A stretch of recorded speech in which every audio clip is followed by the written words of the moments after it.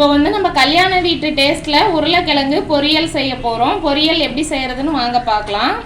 இப்போ வந்து நான் 4 உருளைக்கிழங்கு எடுத்து வேக வச்சு இந்த மாதிரி மசிச்சு வச்சுருக்கேன். கடலெண்ணெய் 3 ஸ்பூன் சேர்த்துக்கலாம். கடுகு உளுந்து 1 ஸ்பூன் சேர்த்துக்கலாம். 1 கொத்து கருவேப்பிலை சேர்த்துக்கலாம்.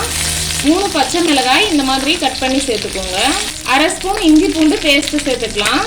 ஒரு பெரிய வெங்காயம் இந்த மாதிரி நீல வாக்கில் கட் பண்ணி சேர்த்துக்கோங்க. பொன்னிறமாக வெங்காயம் வதங்கி வர அளவுக்கு நம்ம வதக்கி விட்டுக்கலாம்.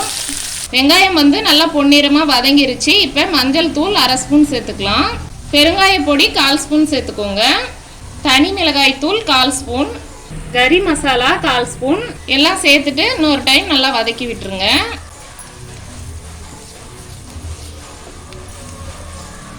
இப்போ 4 உருளைக்கிழங்க வேக வச்சு இந்த மாதிரி மசிச்சு வச்சிருக்கோம். சேர்த்து வதக்கிடலாம். தேவையான அளவு உப்பு சேர்த்துக்கோங்க.